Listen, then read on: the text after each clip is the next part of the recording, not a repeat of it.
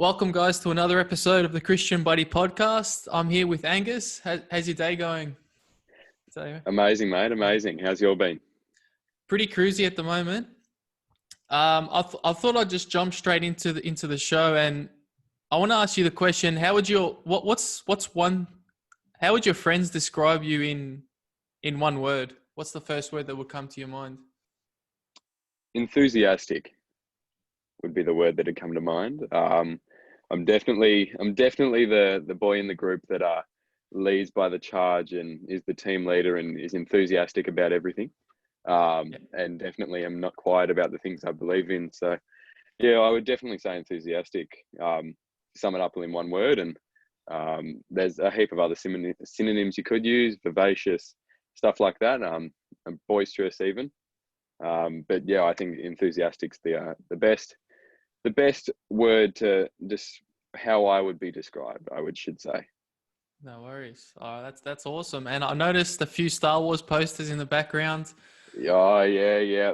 Nah, a little bit of it's not a shrine, but a little bit of a worship.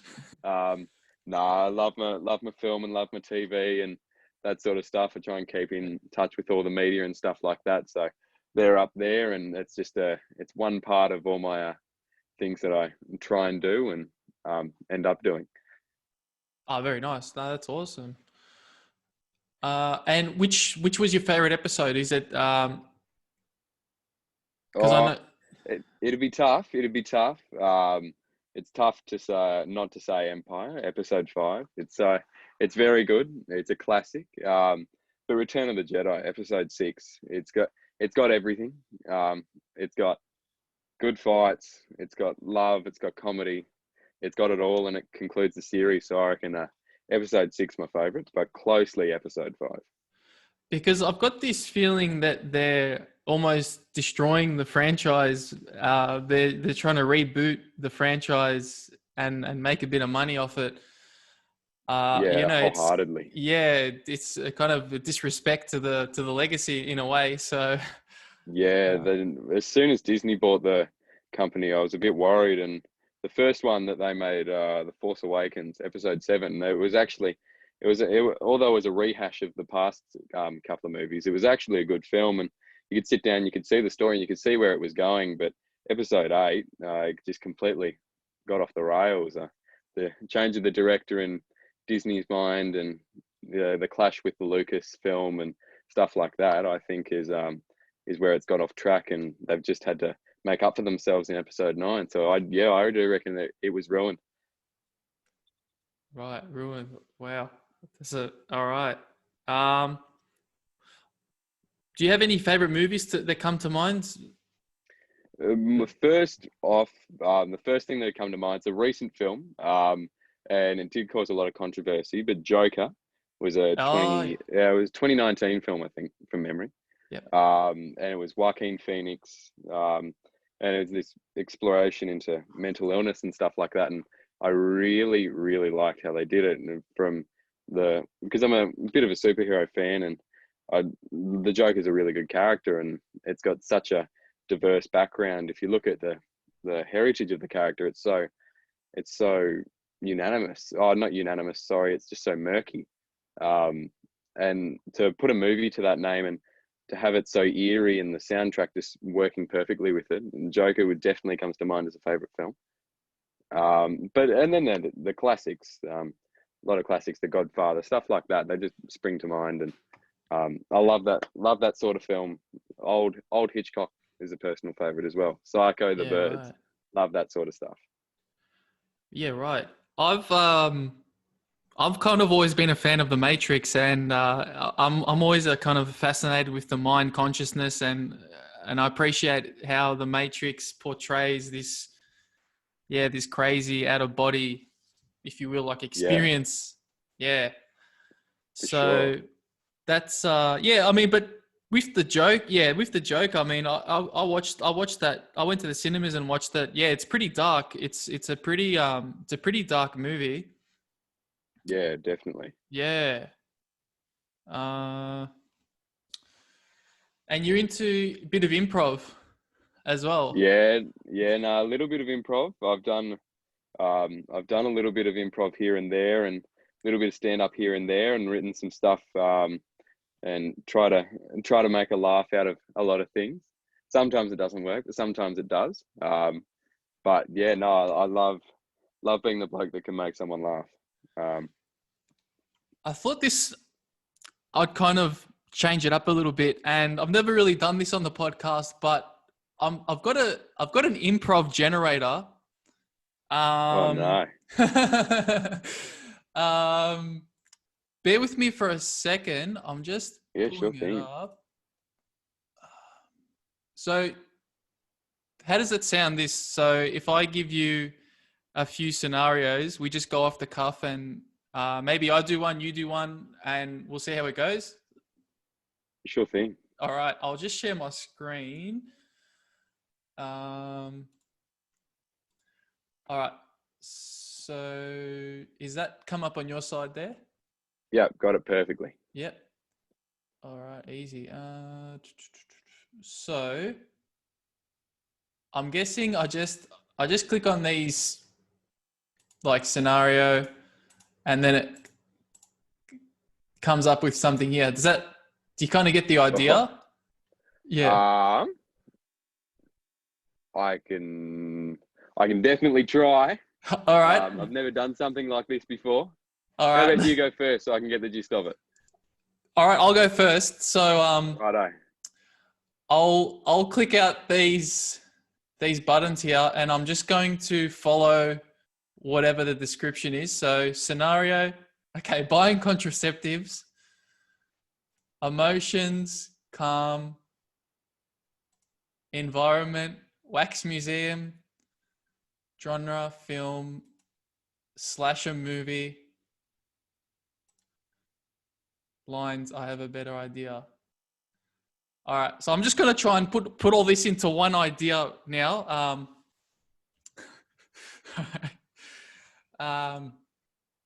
This is really weird. All right, so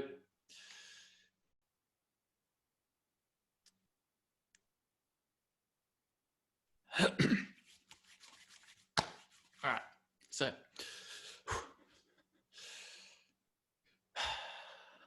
I have a better idea. I'm going to buy some contraceptives, and then I'm going to tie it up in a knot, and I'm going to slip his knot, and I'm going to try and kill him. But wait, I shouldn't try and kill him that way. I should try and throw him under the bus. Yeah, that's right. Yeah, I'm going to throw him under the bus. All right. Now, I don't know what that looked like, man, but I'm just going with the flow at the moment. Oh God. Oh, what do we got? Righto. Do you want? All right. Some space. I'll. Should we give it a shot? I'll. Yeah, give it a shot. Let's see how it goes. All right. So, scenario: first day in a new job. Emotion: shallow. Environment: gymnasium. Genre: cookery program. And lines: what's that? Oh my God. That's a stinker. Oh, okay. Holy dooly. I don't even know what to do. Oh man. Oh, that's ridiculous. First day at a new job, shallow. Well, I could either be doing a new job at a gymnasium or doing a new job at a cookery program. And I'm also shallow. Oh my God. Nah, you've stumped me here. Should we do a new one or? Yeah, let's do a new one. All Let's see if we can do it. This was actually the best generator that I can find. The rest are even worse than this. So that was a stinker. Scenario: women is at home when husband returns home late. All right. Oh, should we? Am I skipping that one? Do you want to skip that one? Yeah, let's skip that one. All right. Let's give it one more crack. One more crack. A just finished decorating with B. Oh, two person. Yeah, two per. All right, one more. All right. Lucky last. This is, We can work with we that. can work with that. Brave, environments, cave, disaster movie. Was that what I think it was? Righto. Visiting the Dr. Brave cave is asking me, is that what I think it was?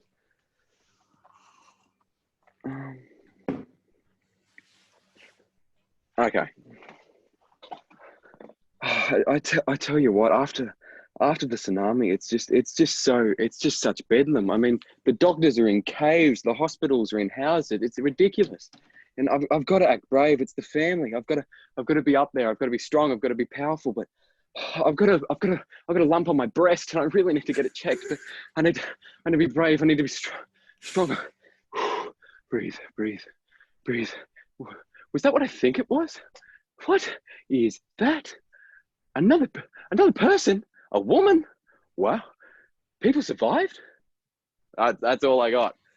It's been a while. It's been a while. That's great. That's awesome. So yeah, I thought I would do something different. I thought, how can I make this podcast interesting? You know, I kind of zone out a little bit when it's just two-way dialogue, and you know, I don't know. I'm a fan of Joe Rogan and all these type of podcasts, but I thought, let's try something different. Let's try something a bit creative. So yeah, I just thought, That's thanks. good to break the ice. It's good. It's a good thing to break the ice. Yeah, that's right. Yeah. That was my first time doing improv. Well, I like to muck around with my mates, but I've never really done it seriously. So Yeah, right. yeah. No, it's been a while. The COVID and everything. It's been a while since I've done that sort of stuff. Yeah.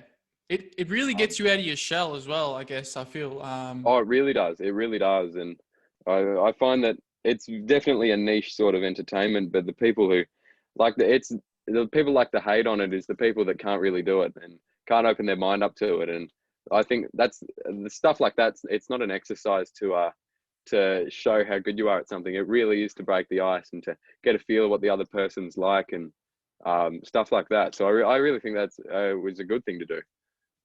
cool. Yeah, that's awesome. And I'm curious with the whole comedy side. So you've done in front of audiences before, and Yeah. yep, cool. And Yeah. do you want to expand on that? I'm curious about Yeah, that. sure. Yeah, sure. So I've grown up as a musician, and I'm always used to being in front of audiences. And it was a couple of years back that I stumbled on Joe Rogan, as we touched on, and his sort of side of the comedy world, and comedians like Tom Segura and Bert Kreischer, and these sort of people that can make a living off making people laugh. And I really, really got involved in that. So I'd find myself at open mics and just watching people how they do it, and seeing people give reactions to jokes and funny sayings and funny stories, and it really captured me because I can tell a story, or I can tell something, or I can express myself and get laughs, and that's what I'm really all about. I'm enthusiastic and like to get a crowd involved and stuff like that, and it really just appealed to me. And I'm doing comedy on the side, and it's definitely not a job, but I love to do open mics, and I love to write some sort of stuff and like to experiment and that sort of thing. And comedians such as Tim Minchin, who is an Australian from Perth, and people like that I really listen to and praise, really, because what they do and how the way to get laughs from people is incredible. And I'd really love to get involved in that sort of thing.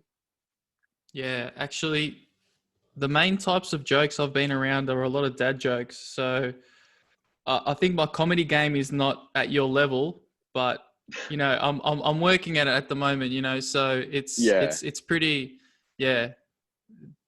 No, Dad it's level good fun. Yeah, It's good fun, whatever level. whatever. Yeah, I think comedy is that definitely, it's that icebreaker, and it's the way to. Yeah, it's just a release almost, and you're enjoying life. You're in the moment, and yeah, you're just enjoying life. That's all I can Yeah, say about it. Yeah, wholeheartedly. wholeheartedly.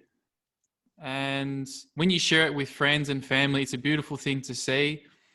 And I've never been like, I've heard that when you make people laugh, there's nothing greater than that. Like as you said before. Yeah.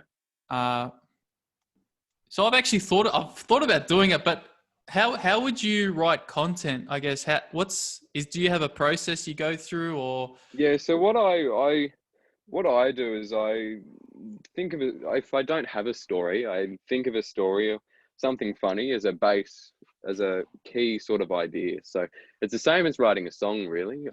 You start with the central idea of wanting to write about a walk at a park, or you want to write about a breakup, for example, something like that.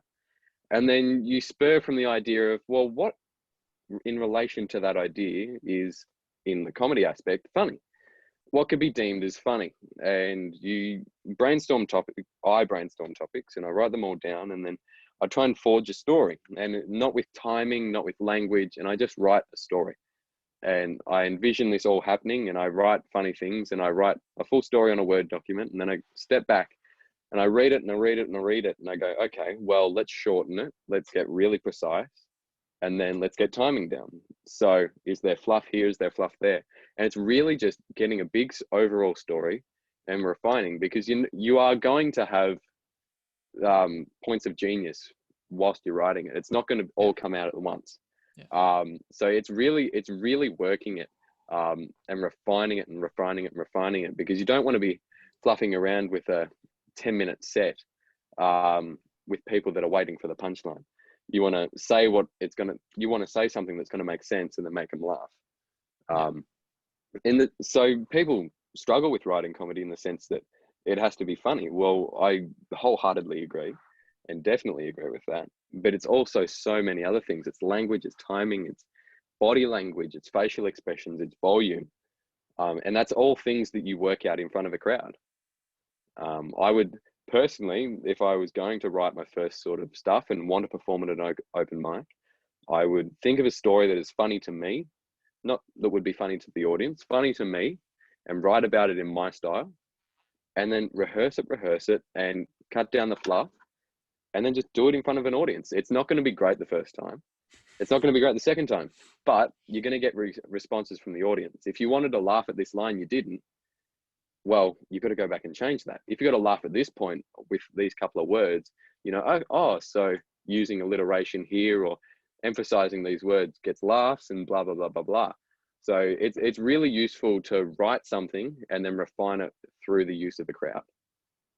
Have you had any bad experiences? I guess people not laughing, or bombing's out? the worst. I've only been around for sort of 18 months, 2 years. And with COVID as well, I've been lucky enough to escape to rural New South Wales for a little bit. And there's been open mics up here around the area. And yeah, bombing out is one of the worst feelings you can ever have. It's just a gutless feeling, and it's a feeling that you can't escape. There are lights on you, and you are the center of attention till you walk off that stage. And it's the exact same as playing a wrong note in a symphony that you can all hear, or something like that. It's a bottomless feeling, and your head gets hot, and you think it all work, and you put your time and effort in, and it just doesn't work. But to me, that's a fire under the arse, and lights me to go make stuff and go refine it. Oh, that's awesome. That's awesome to hear. Yeah. Comedy is a difficult one. Like from a psychological point of view, it's a difficult thing you can't analyze it, can you? Because once you take it apart, I guess I'm saying like humor, like once you take it apart, it's no longer humor anymore. It's this rational, you're trying to rationalize it. But yeah, I guess that's the beautiful thing about comedy and humor. It's just you're present, you're present in the moment, and you're just enjoying. Yeah, I guess. Yeah, you're just enjoying the joke as it is. So yeah, it's an awesome thing. Yeah, most definitely. And it's the art. It's really an art form. It's not people getting behind a microphone and making people laugh. It's really a lot of talent. And if you didn't know what you were looking for, you would miss it. The people that are in the Comedy Store in Los Angeles, and the people who are working the bars and touring, have timing down to the millisecond, and they know when it's going to laugh, and they know what to do, and they know where to say things. And it really is interesting to watch, to see a master at his or her work. And you learn so much from it. You really do. It's really a type of training. Your mind will go, oh, he's done that. Well, why don't I copy it? It's music and comedy really go in tandem. It's a lot of copying and a lot of mocking people to find your own thing. Yeah. It's kind of like, to the untrained eye, you can't really see what's happening, but to someone like yourself, you can actually pick up all the nuances around that. And yeah, it's pretty cool when you think about it. Yeah, most definitely. Yeah. I think it's a sadly dying out industry. 10 years ago, comedy sort of reigned supreme, with the introduction of, well, Rogan started out in 2003, 2004 professionally, but he was doing comedy way before that. And the people that started with him, as I said, Tom Segura, Bert Kreischer, Bill Burr, these sort of comedians have really brought it back onto the scene because they're really involving the 21st century. A perfect example of this would be Bert Kreischer's got a piece called the Russian Mafia Story, and it's a viral YouTube clip, that I would highly recommend watching. And it's a real piece of art, and it's showing how you can bring the world into a story and make it funny and go viral. He's got a career from that video. And it's things like that. It's little nuances, as you said, and those little things that just can create a spark to light the bushfire to start a career. Yeah, it's a pretty crazy thing these days. And with comedy, yeah, I guess there's different styles of comedy, and taking the piss. I think these days, I'm not sure how people respond to that. I feel like, I don't want to say we're soft. I don't want to use that word, but I'd say to a certain degree we haven't got that thick skin, or I guess the general population. I know it's a big statement to make, but I guess the general population haven't developed that thick skin. And I think that's what humor does. You're taking the piss out of someone. You're just having a laugh, right? You just, I think it's good to go through that, to not take yourself so seriously and just go with the punches, go with the flow of what's happening. Yeah, definitely. It really shows a commentary into social life, stand-up comedy, and even mockery in movies and stuff like that, and things to make you laugh. It really does shine sort of a weird approach to a vox populus on an opinion, and that's why I think it's so popular. And that's why I think so many people go to the comedy festival in Melbourne and stuff like that, because they're going to hear about issues that have affected them. And the comedy festival, God forbid, is going to go ahead this year, and I think there's going to be a lot of COVID jokes because of that. So it'll be interesting to see what happens. Are you going there? Are you? Yeah, no, I will be going there.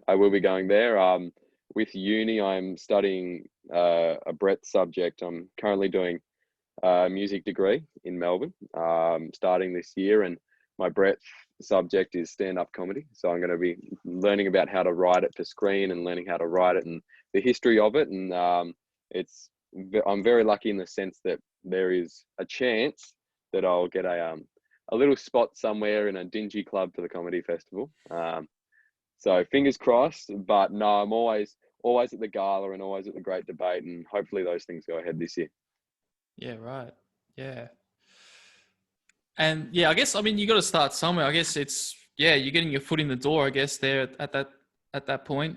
And so you're in your final year of high school.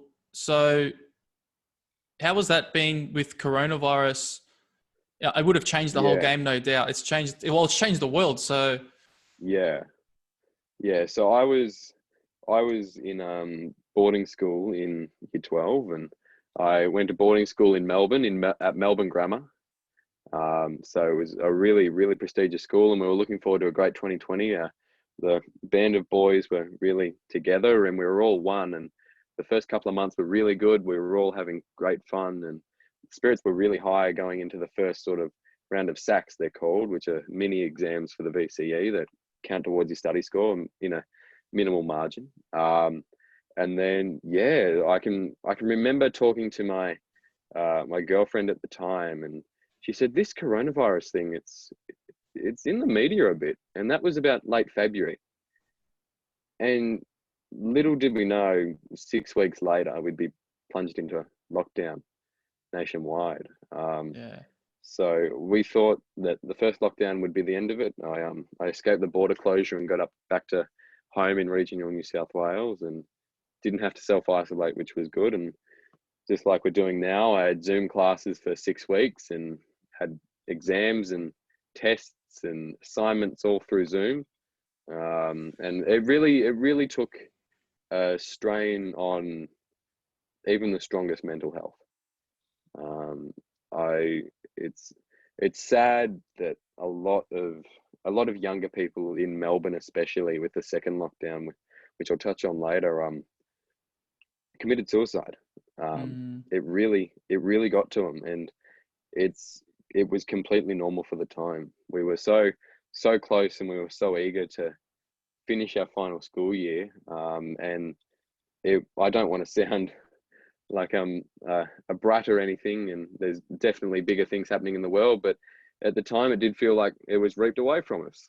We didn't know what was going to happen. It was a serious time, and from there we sort of got together, and we'd organise footy sessions on Zoom, and we'd have beers together on a Friday night, so we'd still be together and as much as we could. So God forbid the first lockdown ended and we got back to school. It was really good. We were there for another 2 weeks, and then Dan Andrews shut it on us. So those 2 weeks, it was really a weird time in my life personally. The boarding house which I was in was complete confinement, and every person in there was at an all-time low.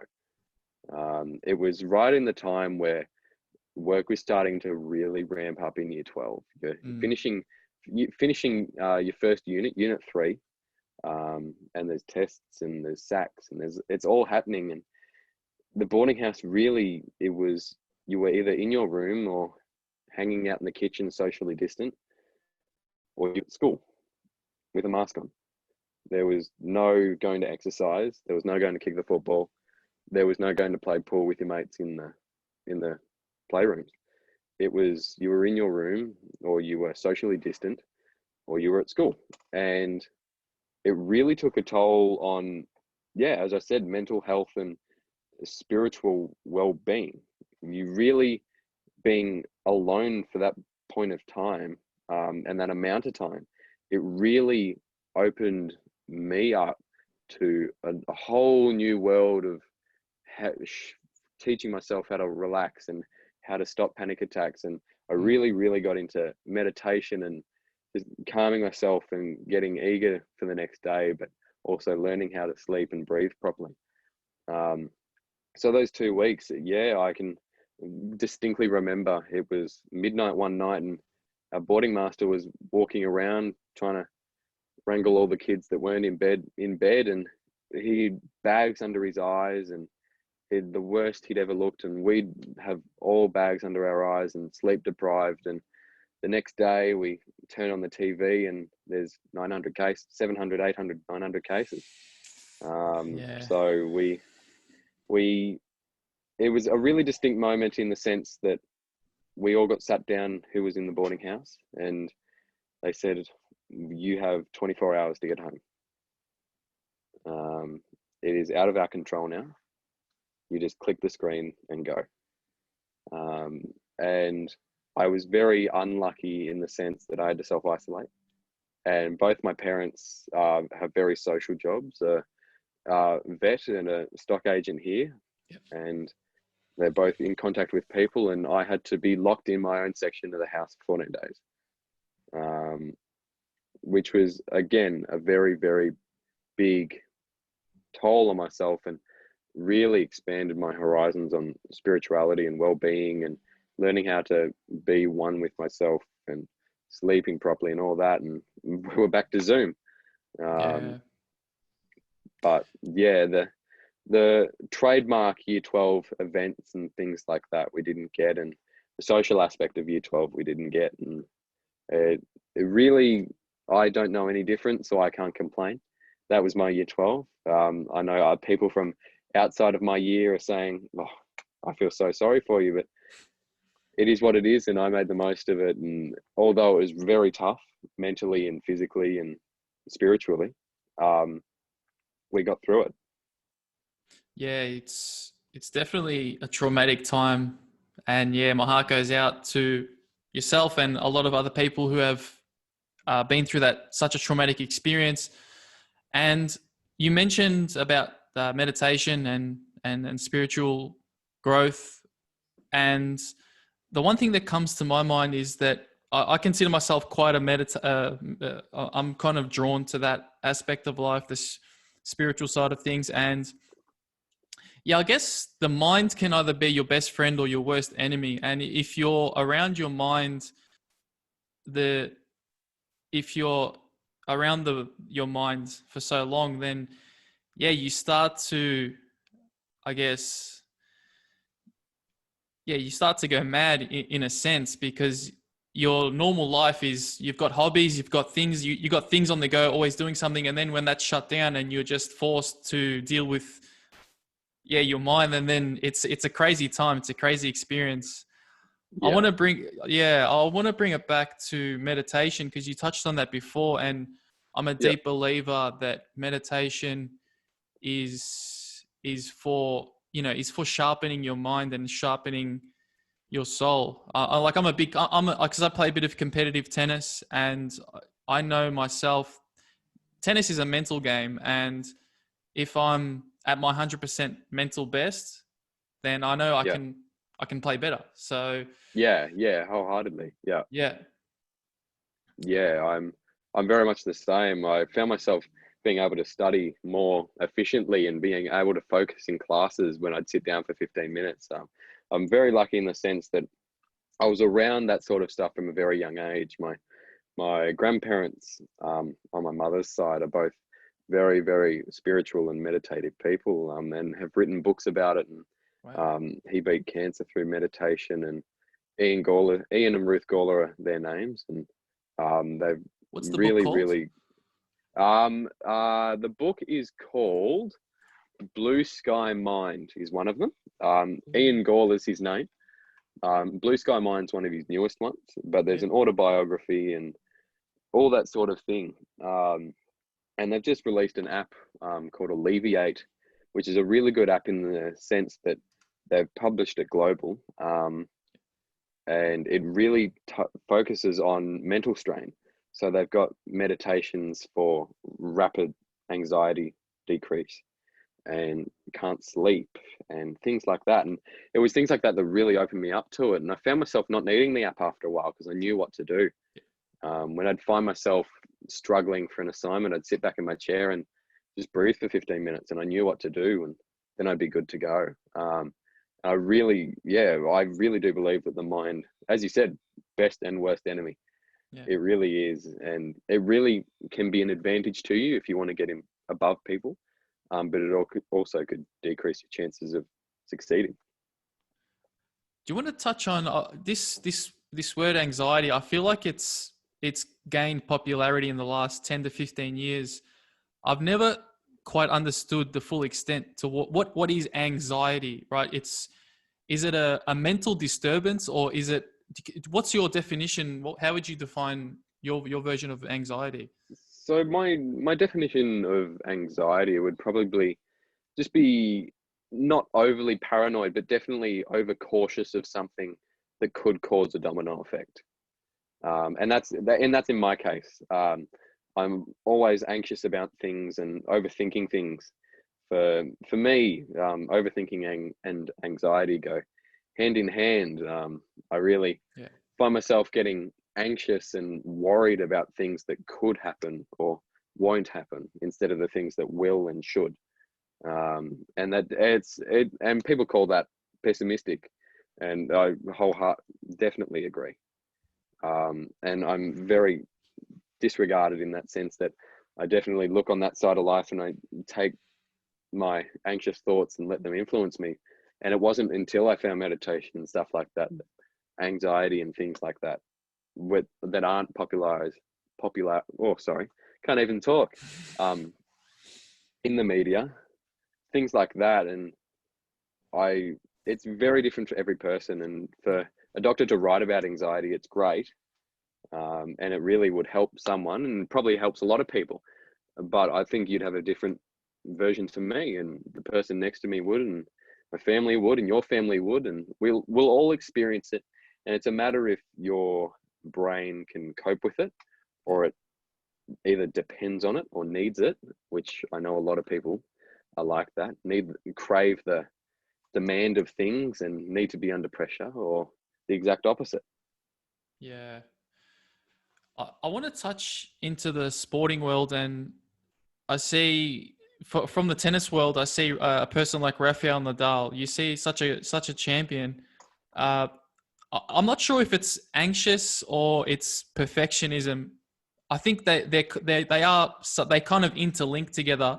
But if you kind of see his preparation throughout the game, you see he's fixing his bottle. He doesn't step on lines. So I don't know if you call that anxious, but it's more of I guess it's a perfectionism. It's a superstitious, and I guess to a degree, all the greats, no matter what field, I think they all have that they're always double thinking. They're always, they're always trying to stay 2 steps ahead. And I think if you look at a person that doesn't have that anxiety, or doesn't have that, they're not double checking themselves, then where are they in life? You got to ask that question. Where are those people in life compared to the people that are making sure everything is going smoothly, right? So I guess it's just it's just one of those things that happens, I guess, and you got to deal with it as best you can. You see the sporting world get overtaken by meditation now. A lot of pro athletes will have started doing it, because they know it's an advantage. They know that they can calm themselves and get ready for a sport. I take the example of the Essendon Football Club. I'm not an Essendon man, but every time last year, before a game, they'd all sit down as a team and meditate in the centre square. I can remember that clear as day. And they were criticised for it. But, I mean, I'm going to take the piss a little bit. They're a crap team, but they played well last year. They played well. And I don't know if that's coincidence. But other teams are doing it. I know West Coast does it now. And I can definitely see physiotherapists and those other people around the club linking into other fields, such as the mind and the soul and the body, to relate it all back. I think that's all going to be happening very soon. I think you'll find that the trainers and everything, the bandage boys even, will know that the club does this and how it affects this. And I think it'll all really come full circle, especially in the game of AFL. Yeah, if we reflect back into history, we can see, all these Eastern philosophers, all these guys, they had these processes for the mind. And now I feel like the Western societies, like Australia, America, we're kind of we're lagging behind. And then we see like a lot of science being backing up meditation, and it's such a great thing, right? I swear by it. So it's one of my daily practices. I wake up, I meditate for maybe 5-10 minutes in the morning, and I feel like it just stabilizes my mood, just stabilizes, everything about my day. So that's something that I would recommend for anyone listening as well. Yeah, definitely. It's something that you can definitely unlock powers that you don't think you didn't have. And although that sounds mystical, and to someone who doesn't know that sort of stuff and doesn't believe in it, I really praise well, not praise, sorry, plead them to just try it, do a week and see how you feel. I've gotten mates who have been in the draft this year and at pro levels of sport and other things to try it, and they've all reaped rewards from it. If there's anyone listening that hasn't tried it or skeptic about it, I would try it. And if meditation's not for you, there is other ways about it. Yoga is a perfect example. Yeah. Just focusing in on the spiritual side of the body and being one with yourself for just a little bit. And in a day and age where we've got so many distractions, and especially in lockdown, we've got so many screens and earphones and laptops. It's really good to just focus on yourself for a little bit. Yeah, definitely. Yeah. And I guess do you have you seem like a very active person. I mean, you're playing footy, and do you have any things to keep fit or to stay sharp? Is there any other? I always try to challenge myself with mind games, and one of the most recent things were teaching myself how to do the Rubik's Cube.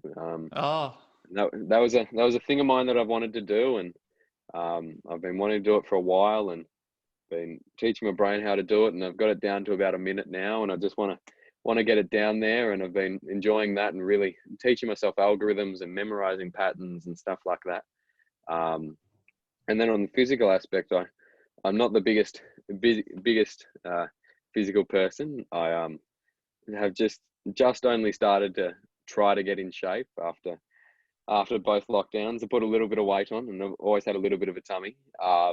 But yeah, as in runs, and I'll always hit the gym once or twice a week, and just to stay normal, not obese, not shredded, but just stay in the healthy bracket. Healthy bracket, yeah.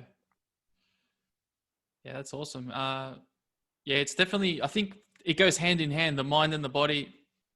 You keep it's just a maintenance aspect of it. That's awesome. Yeah, I saw this guy. I was watching this guy, a Rubik's Cube marathoner, and I think he was running something like two or three marathons while solving Rubik's Cubes. And he was already a master at solving Rubik's Cubes, and he was just knocking them off one by one while running a marathon. Like, he's just a freak. He's not a human. Yeah. So that's the capability of the mind. I think once you really understand that we are I believe anyway that we are limitless, and to a certain degree we are limitless, but you've got to remain on that pathway of self-development. Yeah. I'm a big believer of self-development. Yeah. Big believer of that. And it's, I think also it's keeping sharp. It really is, and learning new things. You've always got to be busy, whether that's small things or big things, whether you've got a big task at work or you've got a small thing like you want to write a song for yourself. The brain, if you want to get sharp, you always need to be doing something. And yes, you need to have rests, but always try to challenge yourself. If you're going for a run and you think, well, a K will do me, I'll do a K and a half. Things like that are just test yourself. And if you fail, you've learned something about yourself. And if you succeed, well, you've gained a new skill, or you've probably got a upgraded skill, and you can use that in life. And that's on a mental and physical basis. I know, for example, the Rubik's Cube is highly increased my levels of spatial awareness. Just from learning how to do it. I know that I can not see things with my eyes, but know that there's 3 red cubes on the back, things like that. And it's learning and teaching the brain how to do those sort of things, and to really teach it different things, like learning a new instrument, for example, that keeps it sharp and keeps it going. And really, I think it keeps you focused. Well, me personally, if I'm not doing something, I find myself wandering. Yeah, there's something amazing about playing an instrument. There's just something pure about it, playing an instrument. And if you develop that skill, you see someone playing a piano and they just shredding it. Not shredding it, but they're just killing it. yeah, Yeah, it's cool. It's awesome to like a live music is awesome to watch. You know, yeah, there was a jazz band actually playing near my place, and I just sat down, chilled out, and just enjoyed whatever the music. It's just an yeah, awesome experience, you know. yeah, definitely. And Um, music. Sorry, go ahead. yeah, no, I was just going to say that the power of live music is very underrated, especially in these times. And I, walking past a live music can literally brighten a day. And I'm very lucky in that sense that I am studying jazz. I've expanded my horizons to all that sort of music and listen to a lot of different stuff. And I've seen firsthand how busking, even in the Burke Street Mall, can brighten someone's day. The PVC instrument bloke or something Oh, wacky. It just brings a smile to someone's yeah, face, and it does make their day. yeah, And that's what I think Melbourne struggled a lot in this lockdown. As a side tangent, we're so artsy and we're so crafty and we're so live and we're so social, and it just got completely stopped, halted. Um, and that's why I think Melbourne really struggled in the lockdown for Victoria. But as you said, going and just seeing live music really can just settle yourself.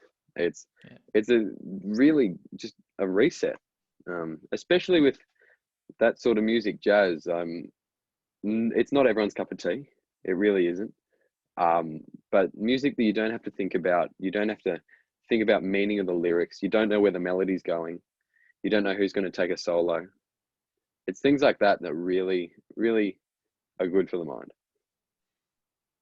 yeah. I've been getting my Spotify playlist at the moment. It's got all the old soul class. I'm getting into the playlist, the old soul, you know, the slow old soul music, and that's awesome, dude. That's it. Just it's so different to because I'm a bit of a doof doof guy. You know, I'm listening to house, electronic, trance, and all these things. But then I'll change it up when I want to slow it down a little bit. I might play a bit of soul music, and that's really uplifting for my soul. It's Yeah.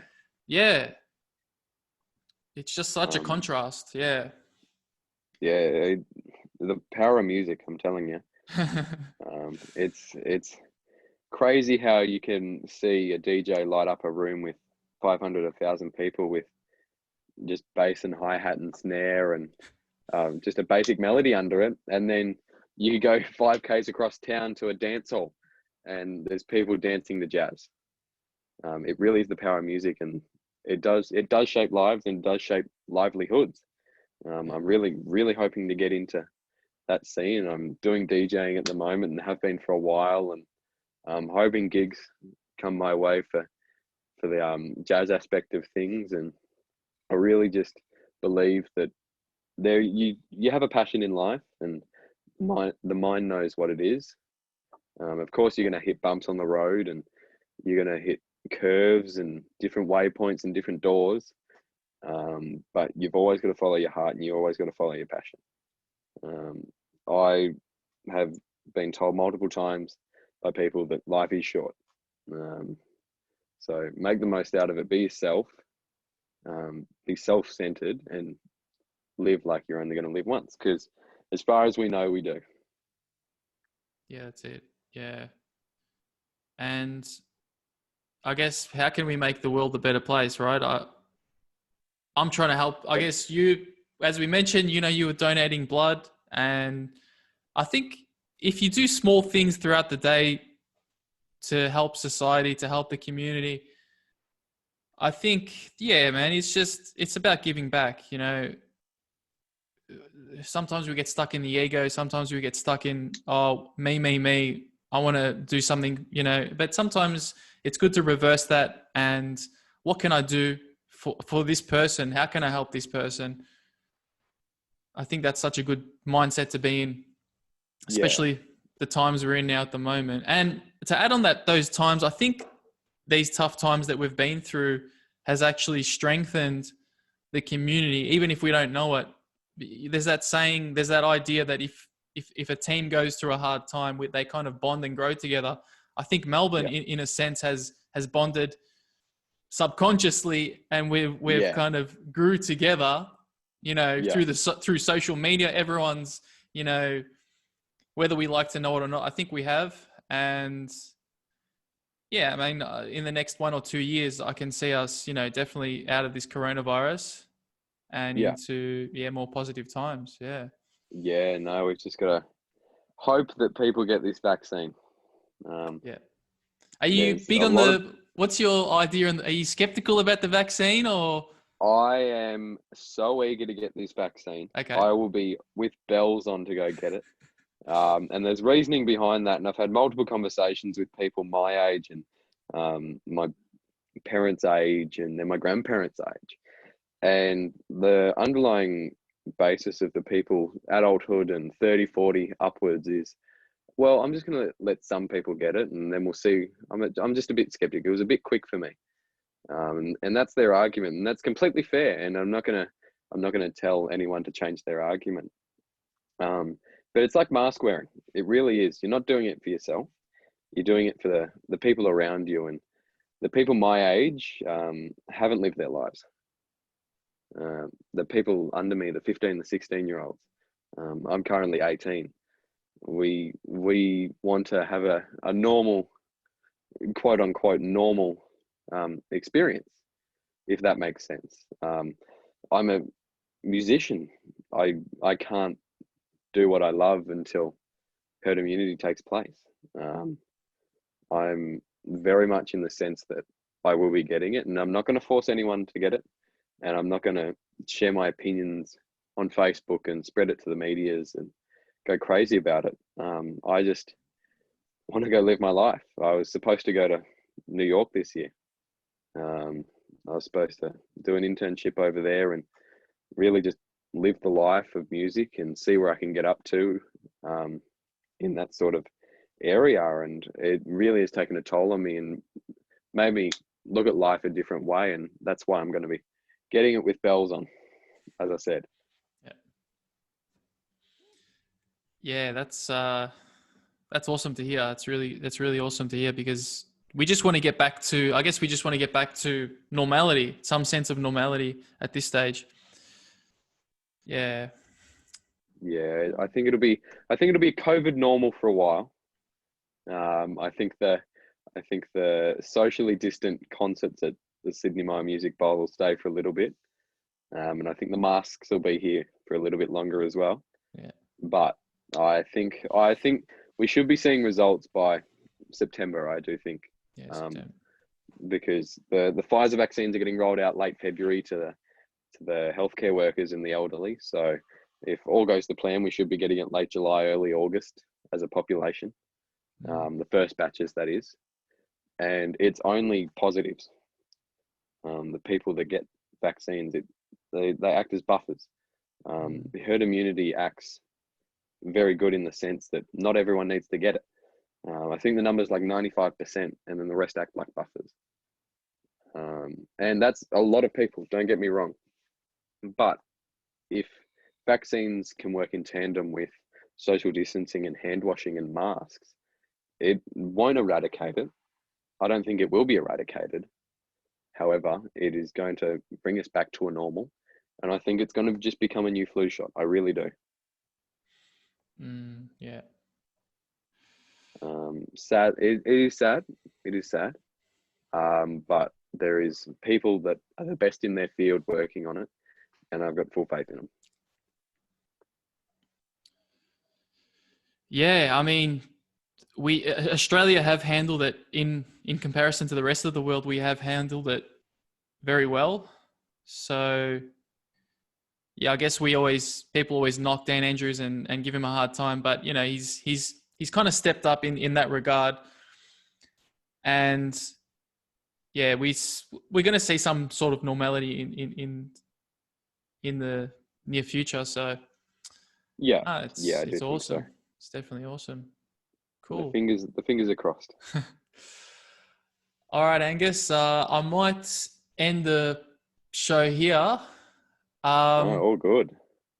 It's been a pleasure speaking with you, and I wish you all the best in your endeavors. And Thank you very much. no worries. All right. Well, thanks for listening, guys, and enjoy the rest of your day. Thank you. Thank you.